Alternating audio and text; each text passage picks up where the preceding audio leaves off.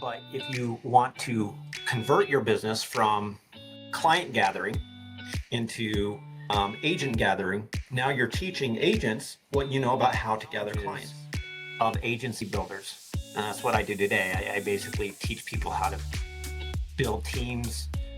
And some people like, and they want on our business struggle with a lot of businesses is when you start in the business, you often are a sales agent. You build lots and lots of clients, right? But if you want to convert your business from client gathering into agent gathering, now you're teaching agents what you know about how to gather clients, right? And you get an override or some kind of compensation because hopefully you're good at it, right? And I converted eventually to that, but you still have all these clients and you still only have 24 hours in a day, at least when it comes to all those clients. And that has been one of the number one challenges of agency builders. And that's what I do today. I basically teach people how to build teams. And some people like, and they want to keep a small team, and that's awesome. And then some people want to build agencies, large firms. But that piece is one of the major ceilings that people have to break through. And it can take years for some. I got one of the best men I know in my life works here and runs my Salt Lake office. I think it's taken years for him to really make that transition on offloading his personal clients, because you're always afraid. You're afraid they won't do as good a Yeah, job. absolutely.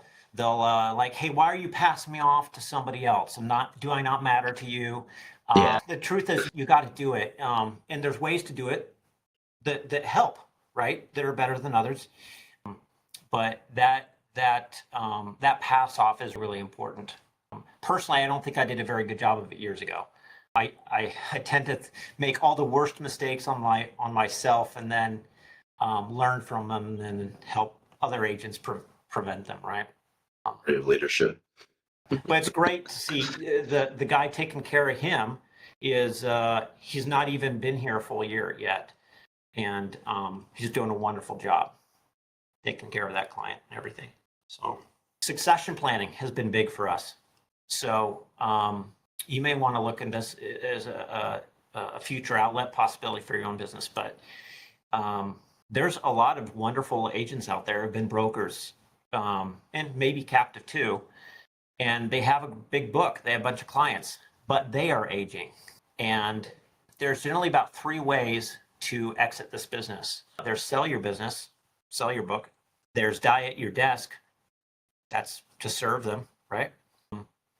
And then you can do succession planning. Okay.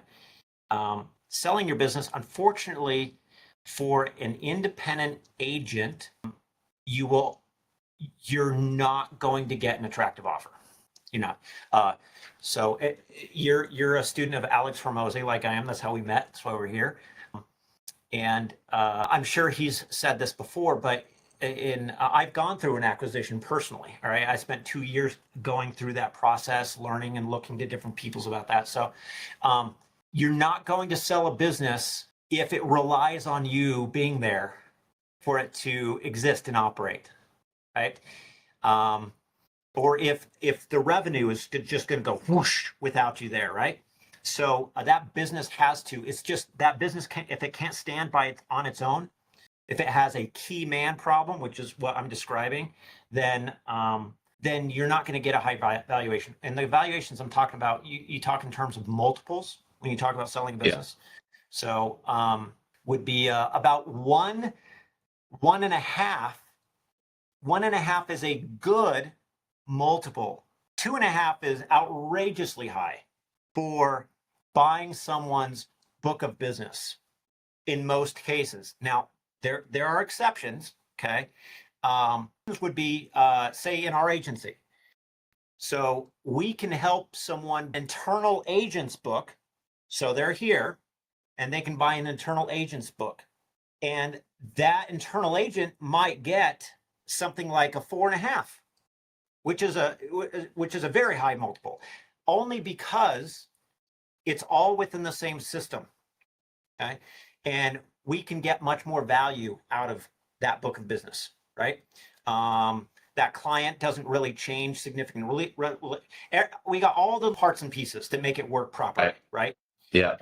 Same IMO, same agency, all the parts Yeah. and pieces are there, and then we help both parties actually make the transition between them and the clients all work optimally. Right? Seamlessly. Nice. So 4.5 is wildly high, but typically Medicare books, for example, people are getting less than one. A lot of Medicare That's books, they won't insane. buy less than one. They'll pay 0.8, 0.75. 1.25 is probably about the highest median I've seen. So selling your book, not very attractive. Okay. Oh, I forgot one. Okay. Sail off into the sunset. We'd be better off financially. This wouldn't be kind to clients, but it'd be better off for you at least.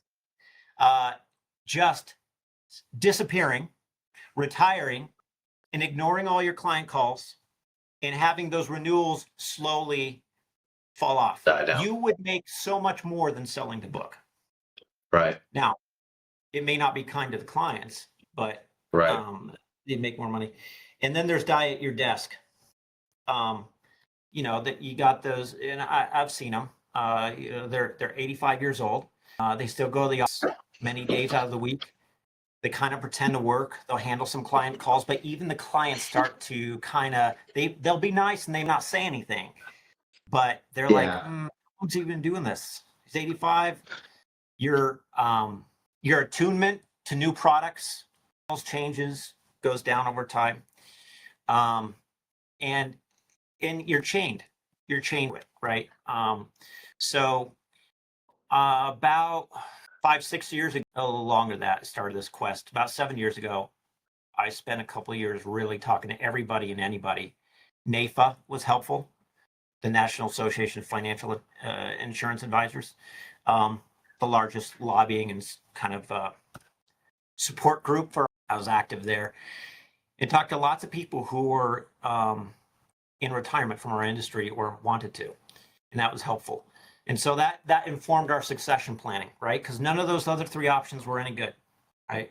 So we'll try and buy books and try and use models so that clients are very well taken care of, so that the junior agent is well taken care of.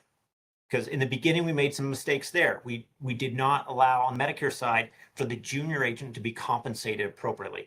And so that reduced their incentive to actually take care of the book of business. Yeah. We went with any replacements, and that just wasn't they could just get a new client, right? A little more effort, go get a new client. And then the retiring agent. It has to be attractive to the retiring agent. It has to solve the problems and take good care of them. So if we can do all three of those, that's what we're doing now.